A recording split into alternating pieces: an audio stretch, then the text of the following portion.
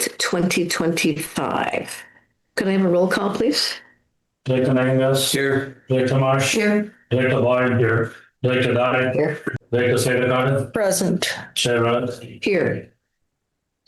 Okay. So item 2 is public comment.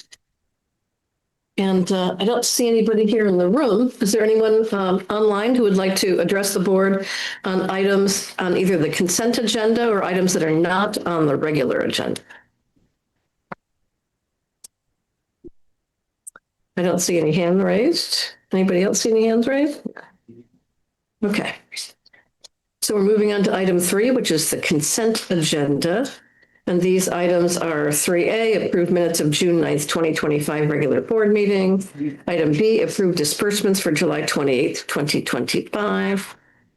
Monthly revenue and expense report for period ending May 31st, 2025. That's item 3C. 3D, monthly revenue and expense report for period ending June 30, 2025.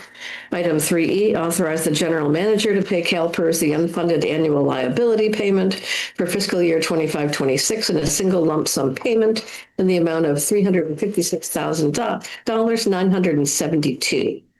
Item 3F, authorize general manager to attend and be reimbursed for expenses related to the 2025 annual conference hosted by CSDA during August 25th through the 28th at Monterey, California.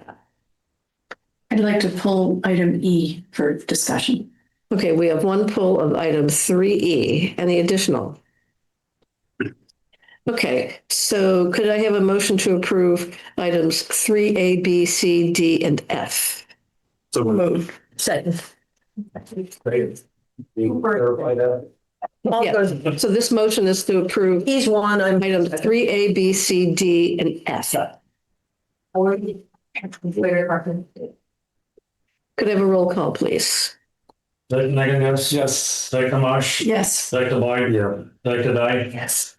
Director Sedekar. yes. Chair Rudd. Yes. So now we will hear item 3F. Which is, item 3E, which is to pay CalPERS unfunded annual liability. Would you like to start, Nancy? Sure. Keisha and I did just a little bit more math on this one. The paying it in lump sum saves 3%. That's the interest that CalPERS charges if you pay it monthly. I think it was about $30,000 a month.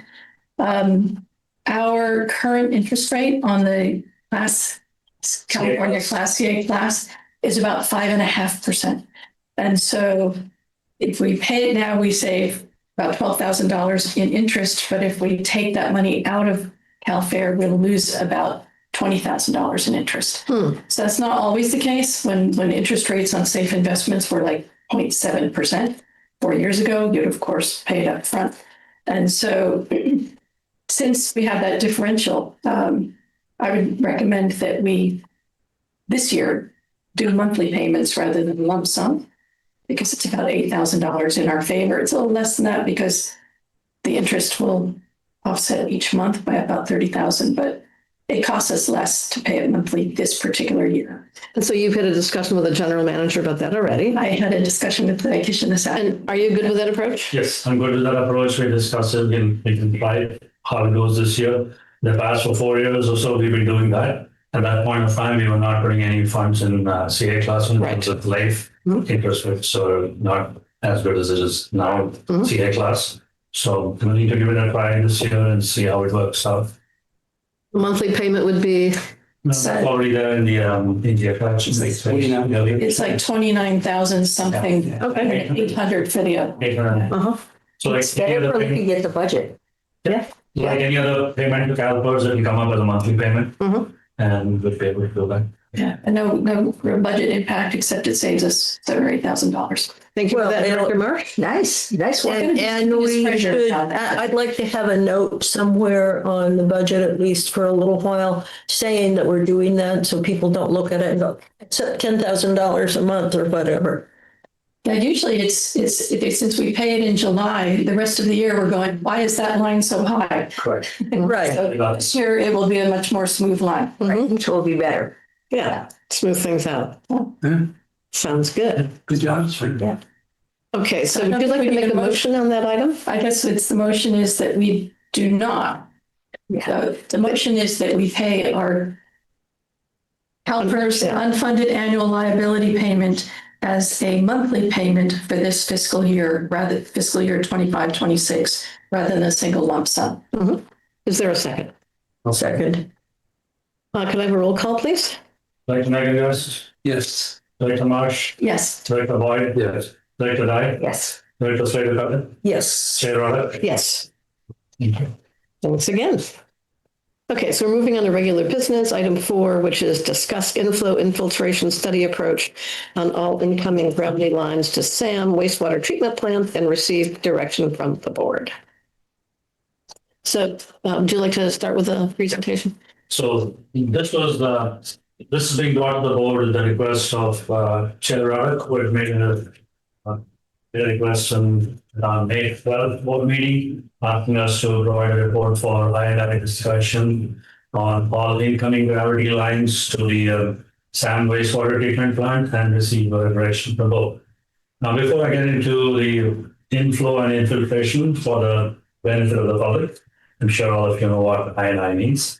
But inflow is basically water that enters the sewer system directly through improper connections.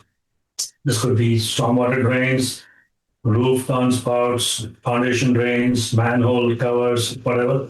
And typically this happens quickly during or right after the rainfall. So that is inflow. Now, infiltration is basically the groundwater that seeps into the sewer system through cracks or defects in pipes or joints. This could be cracked sewer pipes, it could be faulty joints, or broken manholes, and this happens slowly and continuously, especially during periods of high groundwater. So this is the basic difference between I and I, inflow and infiltration, which is commonly termed as I and I. Now, why is it a problem? It overloads the treatment plants because excess water is coming in for the wastewater treatment plant to process. It can cause sewer backups, it can cause overflows, it can lead to environmental damage, but it can also reduce the lifespan due to unnecessary wear. So, many problems are plenty, but I&I is not a desired thing for any pipeline system. Therefore, now we brought it to the board to check whether the board would like us to move forward with the studies, and the studies would be that in the past, some data has been collected that was way back in early 2000, but not all the lines have been actually done, flow modeled or flow analysis done, and therefore we would like to go out for an RFP and then add flow meters at several locations, which has not been done in the past, and typically start during the just before the rainy season so that we can capture the water which excessive water which comes due to the rain, and that will be spread out over a couple of months. So we are estimating that the work would cost anywhere between 250,000 to 300,000 over a period of a couple of months, which they would have to do. It is not budgeted for, but it can be treated as a capital improvement plan at a later date. But right now, we're only trying to get direction from the board as to whether the board would like staff to send out an RFP. Once we send out an RFP to the bidding contractors, bring it back to the board with a dollar amount, asking for approval from the board whether we should move forward with it or not. So the RFP will be done in-house. We will be able to take care of it with our engineering sergeant or engineering assistance, which we get from outside. But we will then send out the RFP to consultants and then bring it back to the board only for approval once we get a dollar amount and want to get it awarded. We would like to start this well in advance because October, November, when it starts raining, we'd like to make sure that we capture all the flows that come. So we're here to answer any questions. I also have consultants from SRP who will watch the I&I and the maps of our SAM system. Rachel and Tanya present to answer any questions and stuff, of course. Okay, questions from directors? Paul? Could we, after you prepare the RFP, have each district review it? I mean, Montera, Granada, and have them then, the RFP? You can, I don't know if it's required because it's a SAM system they're doing. They're not going into their laterals or their lines like what they did. Understood, but I think I'd like us all to be on the same page on this. You know, I get it, this Half Moon Bay kind of initiated this. I mean, it's a good thing, but it came more relevant recently. Are you talking about the general managers or the engineers looking at it? Yes. Individual agencies? Yes. Yeah, on the same lines, can I also request Half Moon Bay to send us the RFP that they sent out when they discussed it with the contractor, so that some parts can be taken from that scope onto our reference. Yeah, I'm sure it's all public record. Yeah. It can be both ways, so that you can put together some. Yeah, because I don't want to get hung up on the cost necessarily, because I'm not sure those numbers are correct. Just because this is just to do a 1 year, right? You know, and then the results of whatever happens, that could take us in different directions. We don't know yet, right? No So, but that's why that 250, 350 is a big number. I just don't want us to get hung up on that because I'm not sure the 1 year would cost that. I think the city got an estimate that 1 year would be $50,000. And if we wanted to do 5 years to really have a trend line, that would be more like $200,000 to $300,000. But that 1 year with these extra temporary flow meters was more like $50,000 for 1 year. So There are how many flow meters in the city? It all depends on how many and at what locations. We have 6 flow meters at 6 different locations. well, our city engineer is here online. Maz, can you address that? How many that Yes, proposal covered? yes, absolutely. Thanks for the opportunity. Miles Virginia here with the City of Half Moon We Bay. can't hear you. You need to speak up. Sorry, can you hear me now? Yes. But My apologies. I got my kids in the background. So yes, we did discuss with the contractor of doing some monitoring, and it was a rough estimate of about $50,000 for 5 different flow meters. That was something that we passed over to Sam's staff. Tim Costello actually was in some of those conversations as well. So that was the general number that we had received, and as was stated, it was for the first year of monitoring at 5 separate locations, and then looking at what would be required post initial year once you get more information as far as the locations and concerns with respect to I&I. Question. This is looking for I&I either at the plant or in the gravity lines for SAM. And I understand SAM has only like a couple miles of gravity lines, where we have like 30 miles of gravity lines. correct. And so my general impression is we just approved a budget, so I'm not excited about having a non-budgeted item come up a month after we just approved the budget. And I don't know if this is really driven by the big infiltration we had with the major storm a couple of years ago versus, is it something urgent now? Is it something we could consider next year when we're doing the budget for next year?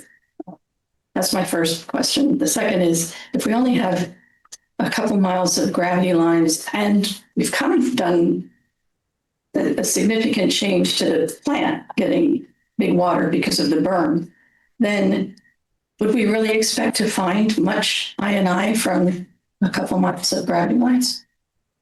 Yeah, I can answer both the questions. Number one, it is not in the interest of the staff that an I&I is starting to be done right now.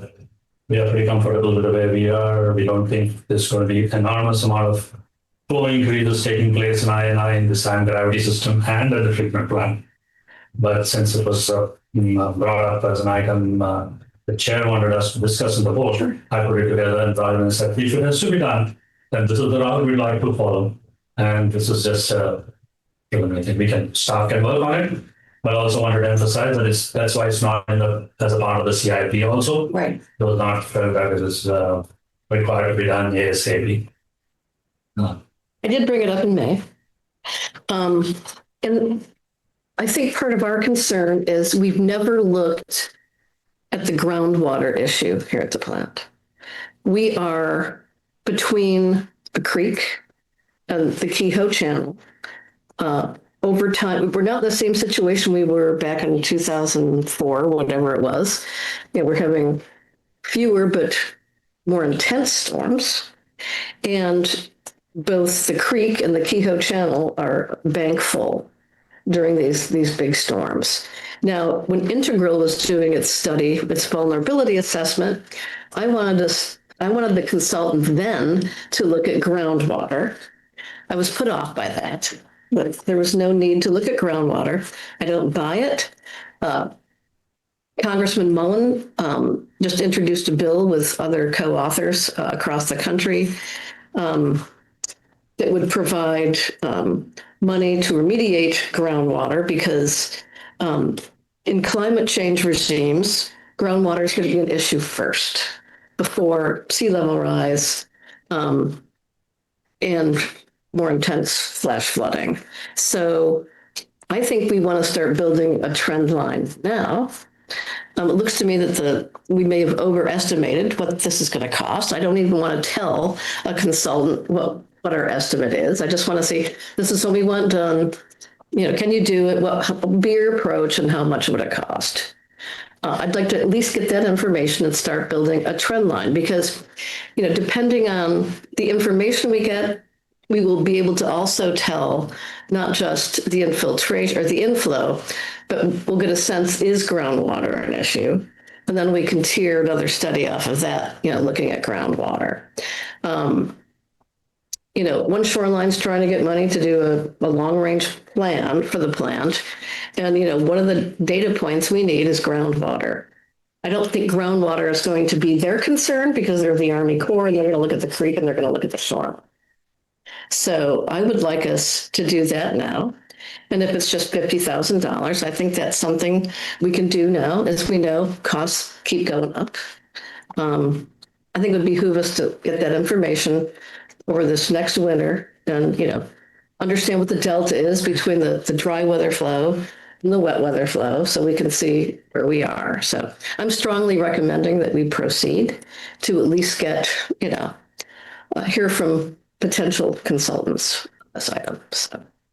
So you said before, they're interested in surface waters typically. Right? Yeah, they're interested in the creek and they're interested in the shoreline. They're interested in looking at what's the long range impacts to SAM of a migrating estuary, which we already have information that that's going to happen. It's already starting to happen.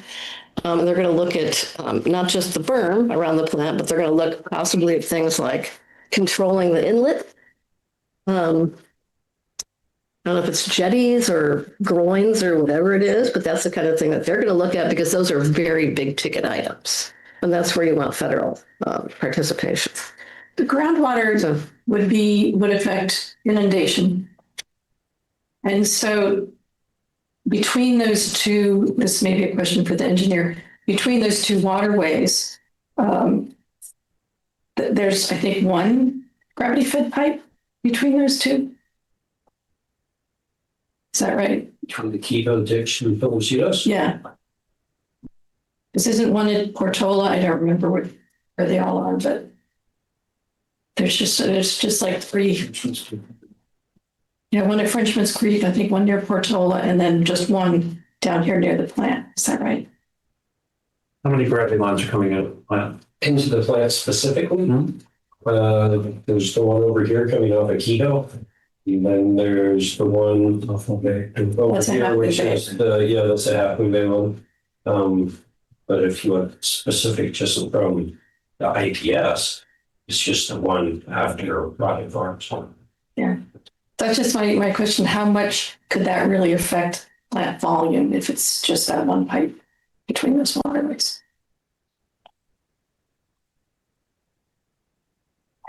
Director Dye.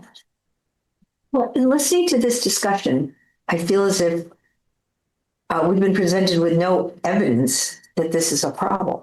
Just sort of a gut feeling, a worry that this is something we're not paying attention to. I would like, before we move forward and spend this kind of money, even if it's not as much as potentially says here, to have, I don't know, some reason spelled out that we should do it.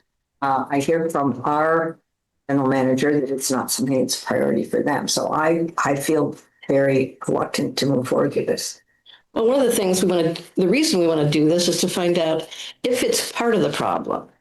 We've had this issue during the 2023 storm, where there was excess of plant capacity for a few hours. I guess it was more than 15 MGD, right? And everybody was saying, oh, it must be Half Moon Bay. Well, we've proved through our studies that it's not Half Moon Bay. Where is the water coming from? We're going to have to deal with it one way or the other, right? So why not do this sort of thing to determine, both the plant site. I didn't ask essentially for the gravity lines north. I was mostly concerned with what's happening, at the plant. And so, as there's this unfounded feeling that it must be coming from Half Moon Bay, we'd like to at least look at the problem and we can rule out, other sources of input to the plant. Well, I have several comments. Wells are used, from Montera's experience and my personal experience with wells, you can tell what's going on with the groundwater just by measuring the water levels in a well. And there's the deeper groundwater, and then there's the creek influenced kinds of groundwater. We're not asking for a groundwater study. We're asking for an ionized study, which will potentially indicate that, the delta shows that it's not being accounted for properly. Maybe we need to look at groundwater. This isn't a groundwater study. That's a much more expensive process. Well, I will not follow that line then. I will also bring up the fact that I'd like to see some data as to why there's even any evidence for this, because we have lots of flow monitoring in the plant already, right, Tim? Mm-hmm. And so we could simply possibly do a desktop look at what has been going on in the plant when it's been raining up and down the coast, and the flows from each agency. But I don't see that this is a problem. Everybody made it a problem after the 22-23 storms. Where's this water coming from? It must be Half Moon Bay. Well, I'd like my engineer to address this issue as well. So well, I'd like to finish. Yeah, you may. Thank you. I appreciate that. Very kind. So I'd like to see from the plant records first. And the other is the way the trial is working out is the judge has decided to put it into two buckets or phases. And the first phase she's going to be rendering a judgment on is the definition of construction, as in new construction, versus maintenance repair. If she finds that the problem is maintenance and repair for this question raised in the lawsuit, if it's maintenance and repair, she's going to stop and not move on to the second phase, which is then examining flows and all the various benefits and all the various aspects that revolve around that. And I can see that this won't be happening and it can't be used in any event in the trial because it would be new evidence. Well, we're not talking about using it in the trial. Yeah. It's not going to be ready this week. We're just trying to take advantage coming up, the storm season's It's coming up. always so nice to be interrupted and shut down before I'm finished. Thank you. I'll stop. Yeah, so we're not talking about trial here. And I don't see that this has anything to do with the trial. I'm sorry, 4 and 4. You've interrupted her 4 times now. And I wasn't going to say anything, but 4 is what's adding up. And Catherine still had something to say, I think. Well, my primary question is, let's look at simpler, less expensive means by looking at the data within the plant. Because if all we're talking about is the data within the plant, then I believe we have that data. And we don't need to do an expensive I&I study. Perhaps Sam monitors all of the meters for Montera and Granada and San, but not from Half Moon Bay. Maybe a simpler solution would be to start having Sam study your meters so that there's independent evaluation from all meters and all pipes. Well, just don't come to the city of Half Moon Bay after a big storm and tell us to create, a $400,000, 400,000 gallon storage project, because it's our problem without any data. So, Maz, are you still there, and could you address this issue? Hi, can you hear me okay? Yes. Perfect. Thank you. Yeah, I think it's been interesting to look at our data. I know there's been a lot of rainfall data that has been captured over time and overlaid with some of the meter readings. Obviously, there's the way that the meters are calculated and the flows are calculated for distribution purposes. It does have it does provide some confusion as far as the amount of I&I potential at the plant and how that is related to Half Moon Bay's flows, because the pressurized systems are taken and subtracted out of total flows out of the effluent of the plant. So this data would support any understanding of if there's any other concerns happening beyond it. And one of the reasons why, for me, this has been something that I've been bringing up to SAM staff in discussions over the past is that I know that before, in that large rain event in 22-23, that before there was an overtopping of the bank, there was indication of waters coming up out of the conduits in some of the lower lying areas of the plant, like the electrical room. And so that honestly was something that was a little concerning to me, that even before there was a breach, that there was water actually coming up out of the conduits out of the ground. And so that was something that was a little concerning to me. And again, this study would be a little bit more, it would be more limited than what the cost proposals here. And hopefully if we were able to move forward with getting a proposal, then we can see what that actual cost would be. And then beyond that, depending on which pipes are indicated as having a higher source of I&I, then we can further expand that study. And if the city of Half Moon Bay's pipes show that there's more coming in through than we anticipated, then we can start looking further downstream from there. But I think having the data and having it in a way that can be relayed to all of the different inflows into the plant on the same timeline, I think would help a lot of the confusion and concerns that have been brought up over the last few years.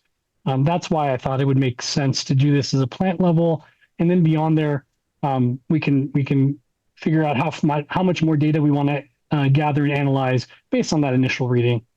Hope that responded to the question. If there's anything else, I'm happy to chime in. Thanks, Moss. I'd like to Check in. Thank you. I like you, Barbara, want to know, what's the driver and what problem are we trying to solve, so that we can talk about, is the proposal efficacious with respect to that problem? And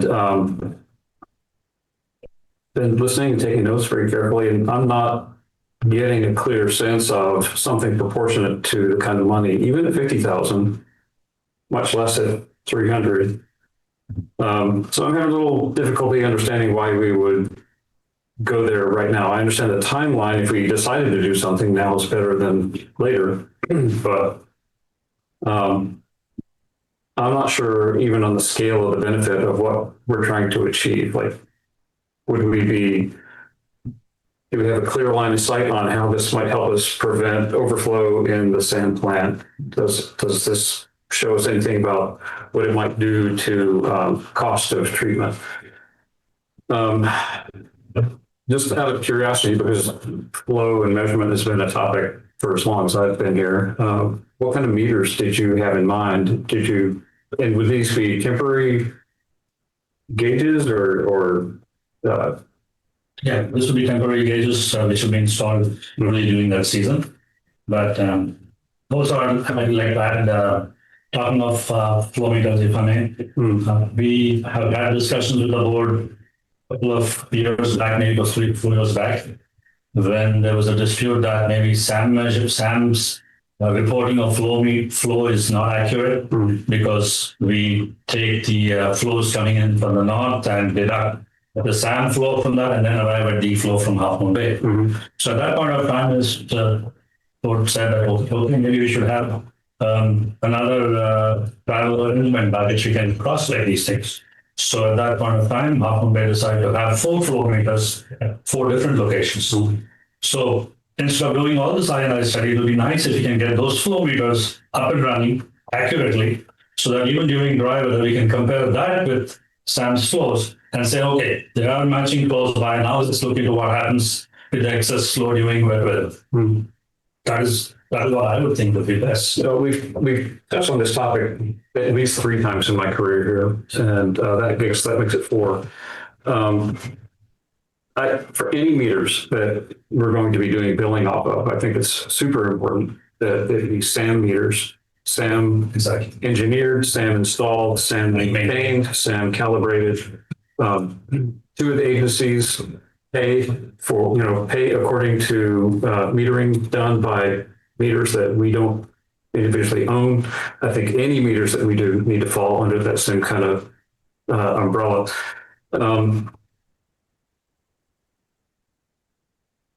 So a couple of last things. One, I know that you've satisfied yourself about the source of the flows. I don't think that's a commonly held understanding. We're not there. On the point of having individual district engineer manager take a look at RFP, Montera is actually very determined to say engineering like this needs to be done at SAM by competent professionals, and SAM has competent professionals, and we're going to be fine with that. That the 2 representatives here are not in a position where we can go put our staff and our consultant on the hook for spending more money and time to do something that should already be done here. Well, we need an independent look at it, though. You don't trust Sam? Well, that's SRT, who's actually your engineer. Finishing the thought. Yes. All of this work is public work, and if we want to take it and run a copy past our staff, that's fine. But I think making it part of the function of SAM to more than double the cost to do some of this work by having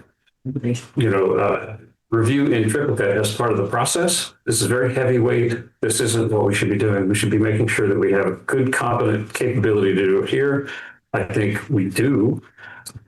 I think if we have things that we want to make sure that we're negotiating here at this table, that's when we consult with staff to make sure that what we're bringing and asking for is something that we've got a really clear idea that our staff has spoken to us and allowed us to have a be representative on that. So I want to be really clear. That's where Montera is on that. And while I've often sought the feedback from our professionals back at Montera, I don't want to make that a typical pattern here at SAM where we do that.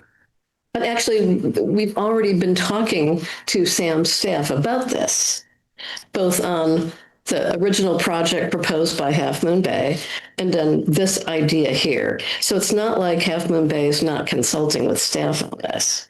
That's not what I'm saying. Yeah. I'm saying Montera doesn't want to be in the position of paying extra to do the work that should have been done here. by the engineers here. We have confidence in the engineers here, we're saying. Yeah. We have great confidence And in they're already working and on the it. full team here. Yes. That's right. So we don't want to redo that work. And if we feel the need to check something, we can always check the work because it's public record. Yes, like I said, we've already been talking to our staff here at SAM about this issue. So that's why there's a staff report on the agenda and why there's been ongoing conversations between our public works director and. I was responding to Paul's suggestion that we run it, take whatever the draft is and then send it out, have everybody review it, then bring it back for another round before we send out the RFP. And Yeah. that's the point I'm talking about. Yeah. I think we're talking about two different things here. Nancy. I feel when I'm hearing the sensitivity about particularly that 22-23 storm. My question for you guys is, and since I wasn't sitting here at that time, this whole area was flooded, and so I can see there could be inflow in the plant area because the whole plant area was flooded. Which the berm hopefully has done its job about, but also streets all over the mid-coast were flooded. And so, inflow into manholes was probably a significant problem with that storm. And so I'm not sure where to go with that. I just wanted to check that, if streets are flooded and manhole covers are permeable, is that also in a big storm a significant source of inflow?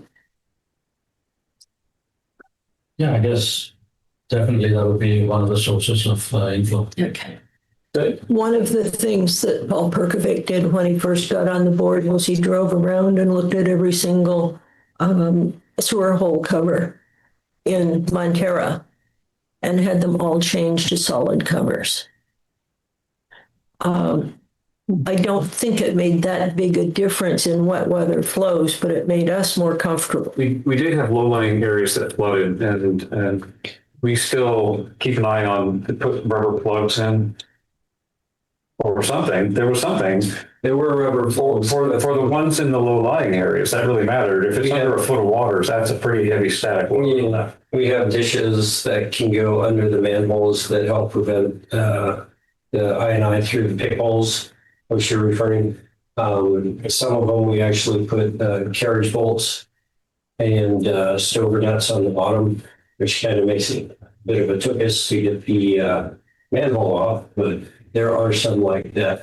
The rubber plugs, they seem like a good idea in the beginning, and then you'd have to take them out and then have you ever try to catch a football as it's rolling down the street. That's what the rubber plugs ended up being like, because they just got all over the place.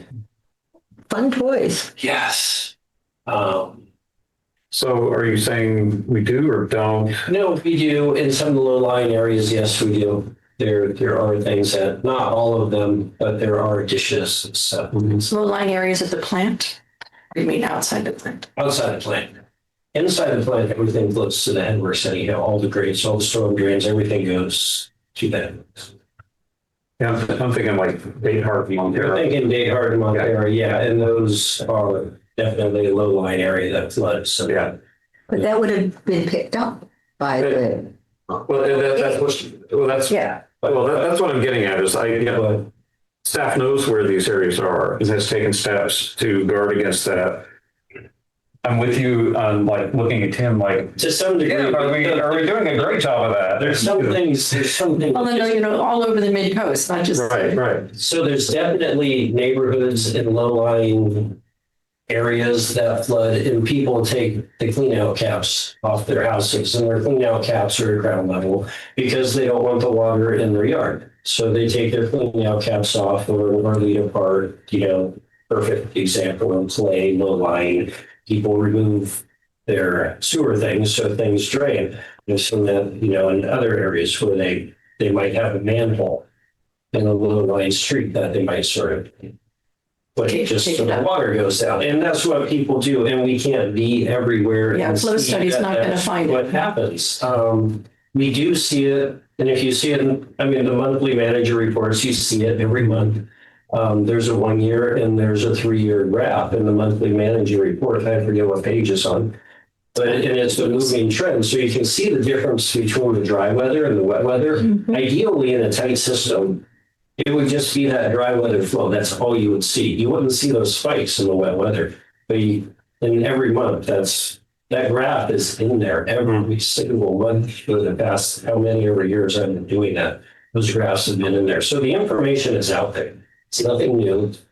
But to say that we can prevent people from doing these things, and how much of it is direct inflow and how much of it is infiltration. Well, during the big storm events, the stuff that we're really worried about is obviously the heat flow, right? Obviously, the inflow, yeah. Like, there's the area down off of Seal Cove, that area right, that flat area, a perfect example. That whole area, it's just water doesn't go anywhere to people's yards. We get call outs to people's yards because manholes are like, just shooting up out of the manholes. Their yards are completely flooded, and they're like, "What do we do?" There's nothing you can do here. Flooded. It's a low-lying area. There's so all the districts have low-lying areas where it's problematic, to be sure. It's not just Apple Bay, it's all 3 of the districts. I've been saying that for 100 years. It's all 3 of the districts. And the graph shows the differing amount. You can see it in the graphs, year after year, month after month. You can see it. If inflow during the big events is, as we know, that impactful, how confident are we? Have we done enough televising of the gravity lines feeding into the plant in all the directions to see we've seen daylight anywhere? Or it's not like we haven't had experience of seeing daylight while televising a sewer line. We had one in Montero years ago. You're not supposed to see daylight in the sewer line, and we stopped everything and did a big emergency repair. So do you feel like you've got enough information about, have we chased up the lines just to see if we have some major offsets or breaks or? In the IPS specific? Well, a bunch of lines feed into the plant. Right. In a big event, say the fields around the plant flooded because it's been huge rain. Fields around the plant was flooded. Yeah. So are we confident that the lines that run through those fields are sufficiently tight? I mean, we can measure, but have we televised them? We've never televised them when it's raining because the lines are full. Typically, the lines are at capacity. No, I'm asking about anything. And if you do it when it's dry weather, you're not going to see, unless you see, like you said, an actual big hole somewhere. No, we could televise during high water table and maybe.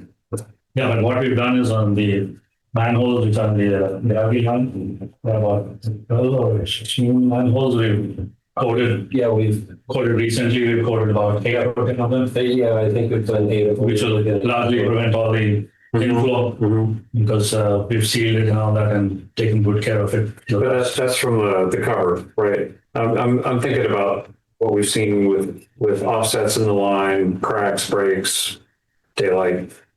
Daylight's the big extreme one, but it's all about the cracks, right? I'm mostly asking. I'm not saying we should do this. I'm just curious. Yeah. Really, what we haven't done is we haven't done down the frontage road, across the creek, into the new section. We televised it a long time ago, but they didn't see anything. But you've done the coating inside on it? Yeah, we've done the coating inside all the way not down. cover alone, but inside. So. Yeah, all the way down to the shelf. And we've actually we partnered with Half-Moon Bay when you guys are doing the work at the same time because there's economy and scale, right? The people come out, the demobile costs. So there is that. We've done that going down the road. We're going to go do that going the manholes up.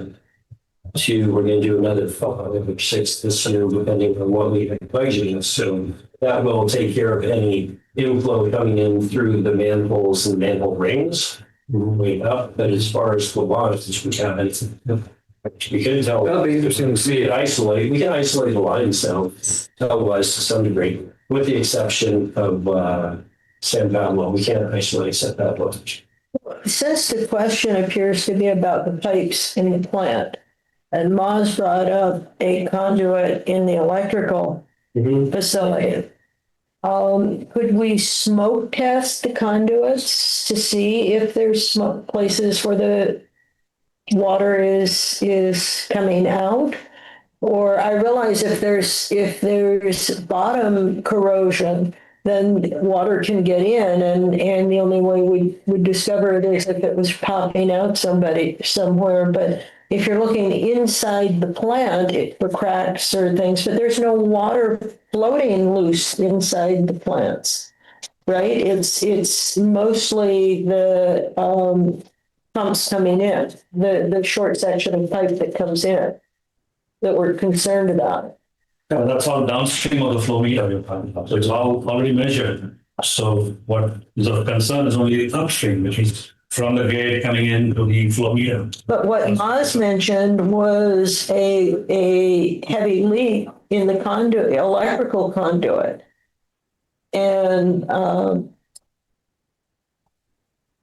I'm wondering if we could just look at those kinds of things inside the plant, because the electrical conduit doesn't go outside the plant, right?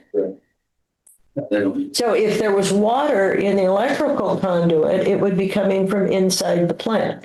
From groundwater. Groundwater from the water table. So that's already measured in the flow meter earlier itself. So the flow meter is before. Okay. Yeah, I'm just not seeing an argument for spending this kind of money. I think there's other things that could be looked at that are less expensive. I'd like to see more specifics about why it's necessary. No, I'm not prepared to support this tonight. Anybody else? Okay, we're moving on to general manager's report. No, sorry, staff needs direction whether we should go ahead with this or not. I Yeah, and move, if the board doesn't want any, the board can table it, but you should do something with the recommendation.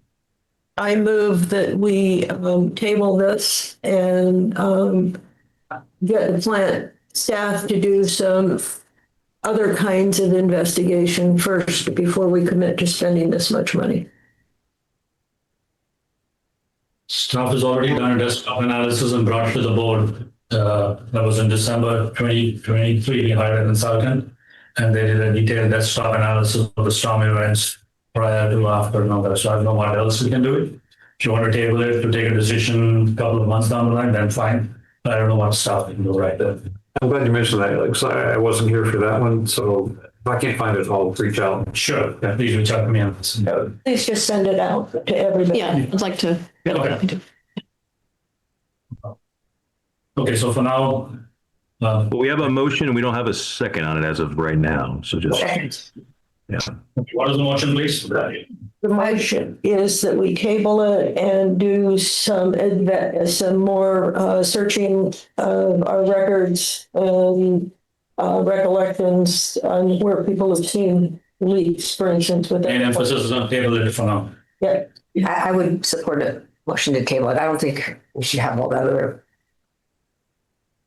Yeah, staff is already, as Kishan said, done what he done. I think just tabling it. And from my point, coming back next budget year, if it's something we think we should build into the budget next year. I'll accept that amendment So table it for the next budget year. until the Until the next budget, yeah. Okay. So I don't roll call. Chair. Yeah, roll call, please. Anything else? No. Director Marsh, Yes. did you say yes? Yes. Director Body, yes. Director Dye, Yes. Director Slater, yes. Chair Ruddock. No. Well, okay, so I'm going to suggest, I'm going to contradict you, Jeremy. I think if the board chooses not to do anything with it, we can just move on. Yeah, I think we're going to have to because we're kind of at stalemate the way our voting structure is set up. So I also if we don't, can't agree to table it, then I guess we're just going to have to move on. No action can be taken. The board considered it, the board chose not to vote on it. So let's just. Well, there do was that. no action, could be taken based on the vote achieved. So I agree with you.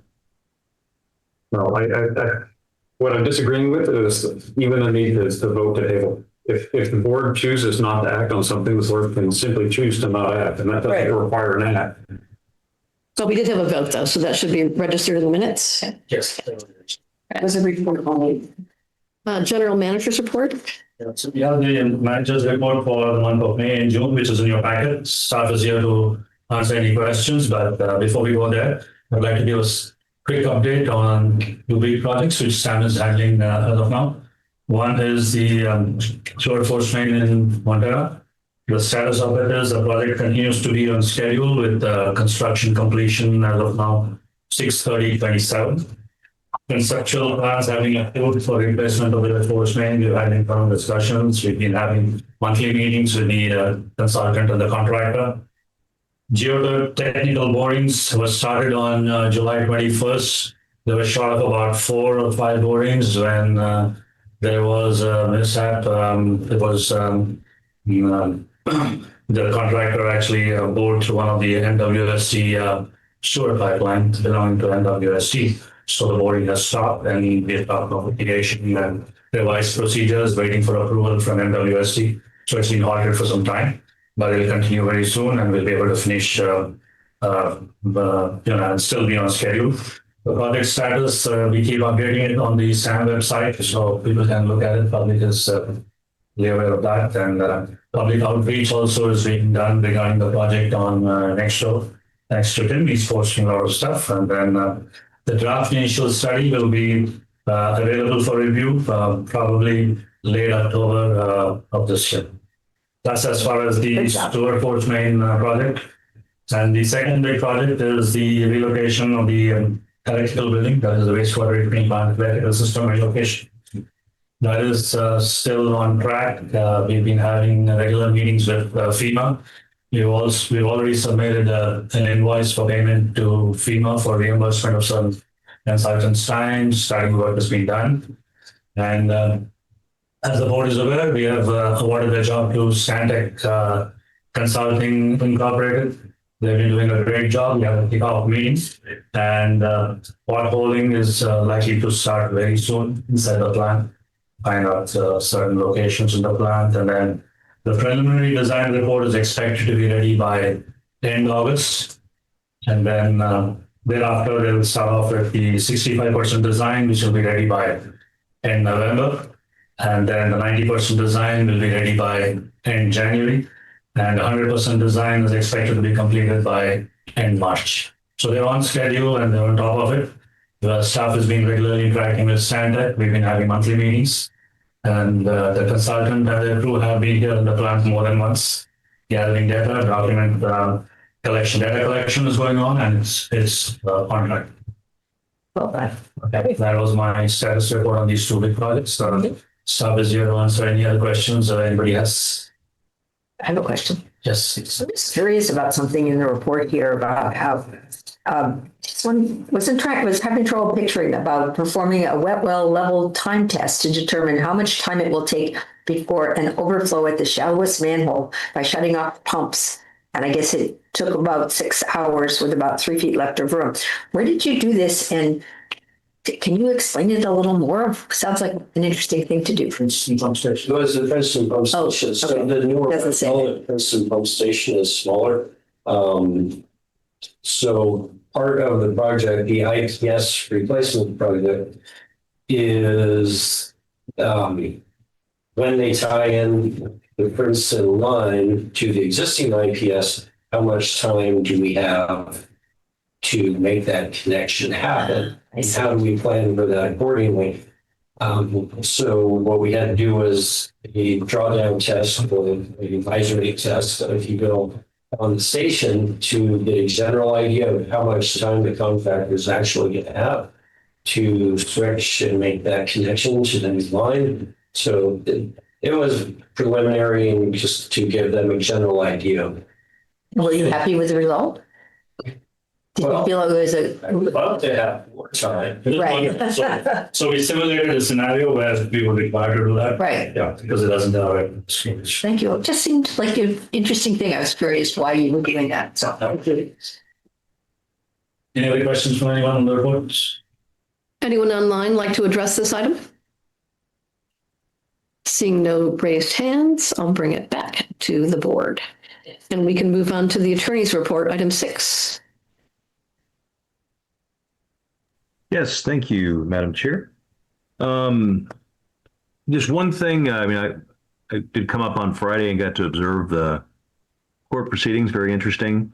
One thing to perhaps ask your counsels to do is see if there is a way to get the court to provide Zoom or Teams access. I know that we weren't successful in doing that on Friday, but it does seem like there's a lot of interest. So don't know if it's possible or not. Your respective legal counsels are probably really busy, but I'm sending out slips.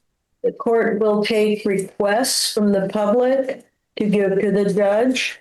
Keishan can text you this, and certainly it would be nice to have it from all parts of the state coming in and saying, no, we're interested parties and we can't be there. So who would we contact? Was it the clerk?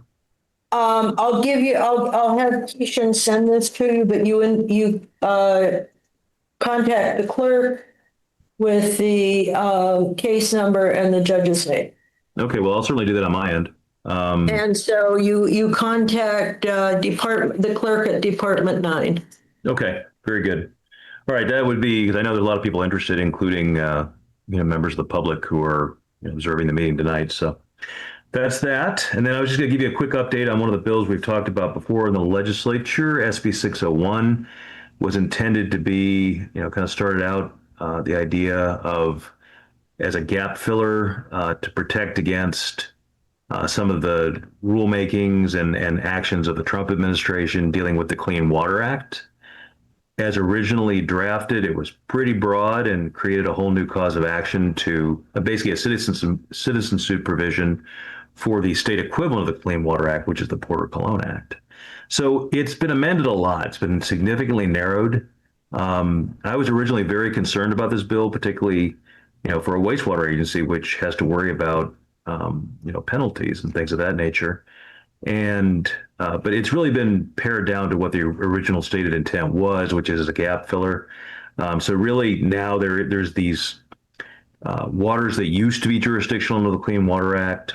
They're in this legislation, they're called nexus waters. Not a great definition. There's still some ambiguity as to what nexus waters are, but it seems to be pretty well aligned with where there's been changes under the Clean Water Act the last couple of years with Supreme Court cases.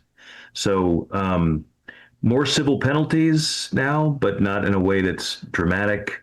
There's a reduction of the ability to consider economics in the permitting context proposed. Probably not a huge impact. Instead of what the big issue before was, there was going to be a new citizen suit provision that would have greatly expanded the kinds of cases that potentially could have gone to court.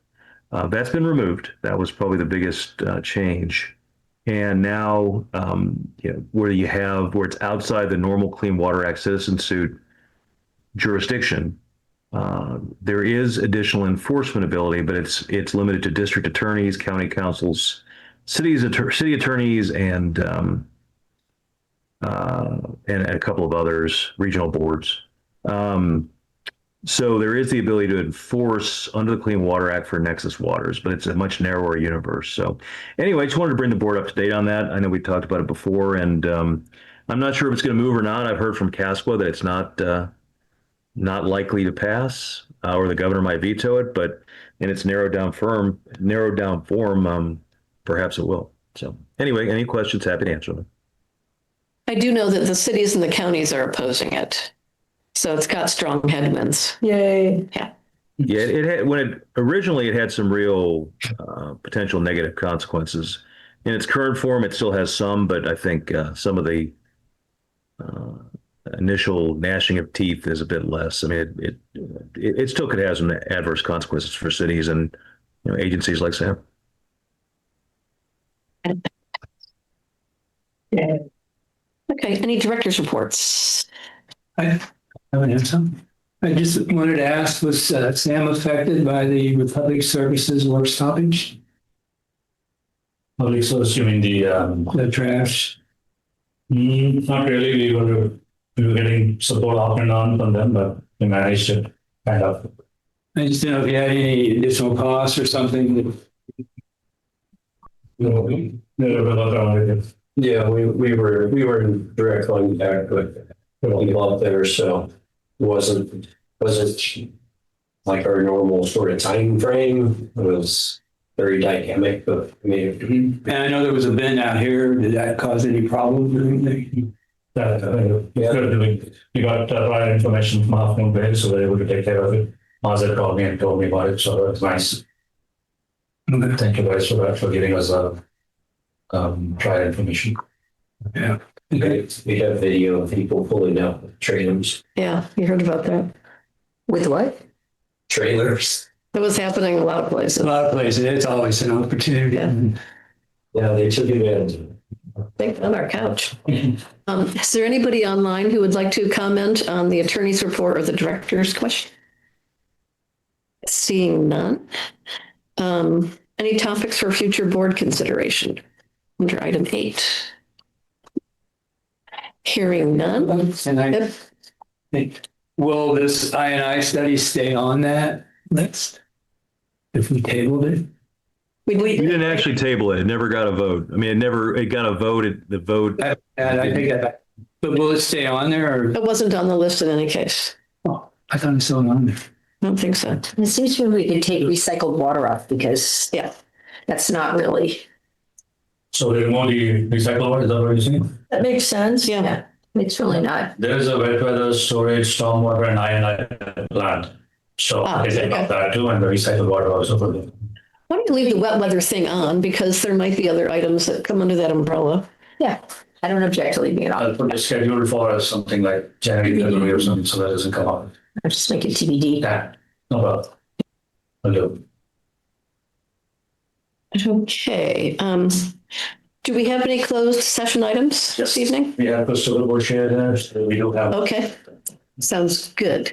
I have a short one, just actually from Operations Committee, just to reiterate. But it's part of the closed session. For the list. Okay, Yeah. great. Okay, everybody, we're going to be convening in closed session. So if you're not necessary to this discussion, please leave the meeting. Yeah, we'll give a few minutes for the input, so. It's 5 minutes or so. Yeah. Yeah.